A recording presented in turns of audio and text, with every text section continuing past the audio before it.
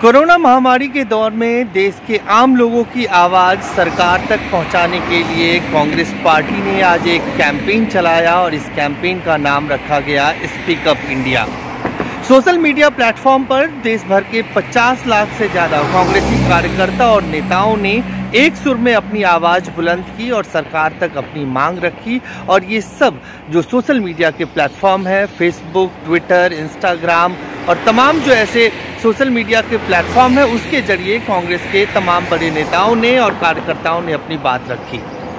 इस मुहिम की शुरुआत कांग्रेस अध्यक्ष सोनिया गांधी, पूर्व अध्यक्ष राहुल गांधी, उत्तर प्रदेश कांग्रेस की महासचिव प्रियंका गांधी वाड्रा, पी चिदम्बरम सहित तमाम जो कांग्रेस शासित राज्यों के मुख्यमंत्री हैं और नेता हैं, तमाम नेताओं ने आज सुबह से ही फेसबुक, ट्विटर और सोशल मीडिया के दूसरे प्लेटफॉर्म के जरिए अपनी बात रखी। खासतौर से कांग्रेस अध्यक्ष सोनिया गांधी ने आज एक बार फिर सरकार को ये कहा कि कांग्रेस मूल रूप से जो 4 मांगे रख रही है, आज के दिन स्पीक अप इंडिया के जरिए सरकार को उस ओर ध्यान देना चाहिए। देश की आज़ादी के बाद पहली बार दर्द का वो मंजर सबने देखा कि लाखों मजदूर नंगे पांव, भूखे प्यासे, बगैर दवाई और साधन के सैकड़ों हजारों किलोमीटर पैदल चलकर घर वापस जाने को मजबूर हो गए। हमारा केंद्र सरकार से फिर आग्रह है कि खजाने का ताला खोलिए और ज़रूरतमंदों को राहत दीजिए। हर परिवार को 6 महीने के लिए 7,500 रुपये प्रतिमाह सीधे कैश भुगतान करें और उसमें से 10,000 रुपये फौरन दें। मजदूरों को सुरक्षित और मुफ्त यात्रा का इंतज़ाम करके घर पहुंचाइए और उनके लिए रोज़ी रोटी और राशन का इंतज़ाम भी करें। महात्मा गांधी नरेगा में 200 दिन का काम सुनिश्चित करें, जिससे गांव में ही रोज़गार मिल सके।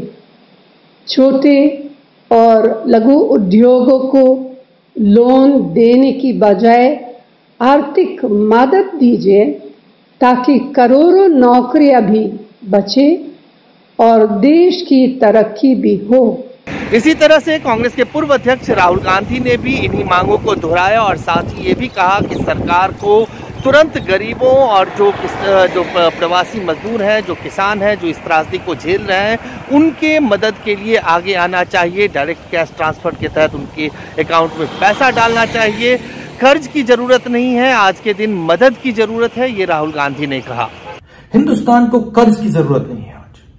आज हिंदुस्तान को पैसे की जरूरत है, गरीब जनता को पैसे की जरूरत है। इसीलिए कांग्रेस पार्टी एक आवाज से सरकार से 4 मांगे कर रही है।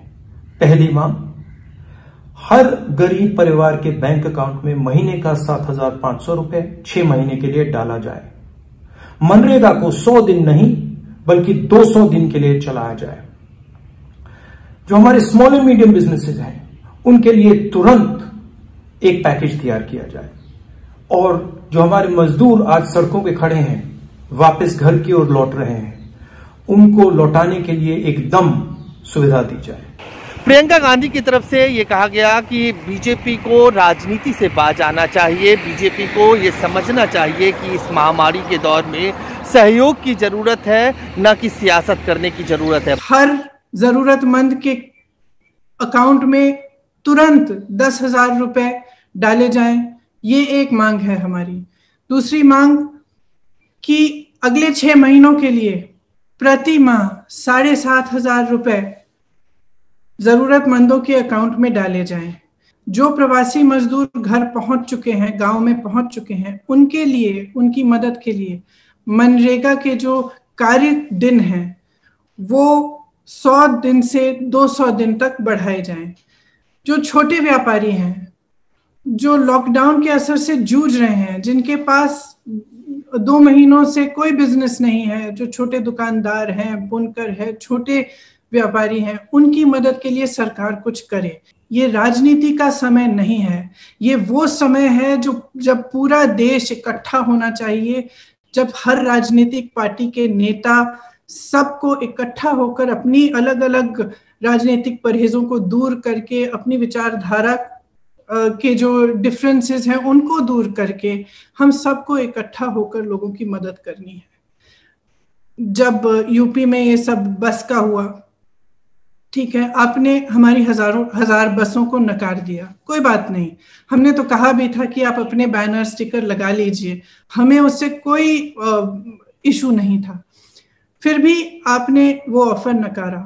12,000 बसें जो यूपी रोडवेज की हैं, आपने ये ऐलान किया कि हम इनको चलाएंगे, लेकिन आज तक ये सिर्फ कागज पे चल रही हैं, सड़कों पर आपने उतारा नहीं है। इसी तरह से महाराष्ट्र की सरकार को देखिए, महामारी का एक बहुत भयंकर रूप है महाराष्ट्र में, उससे सरकार लड़ रही है और आप सहयोग देने के बजाय उस सरकार को गिराने की कोशिश कर रहे हैं, उसको अस्थिर साबित करने की कोशिश कर रहे हैं।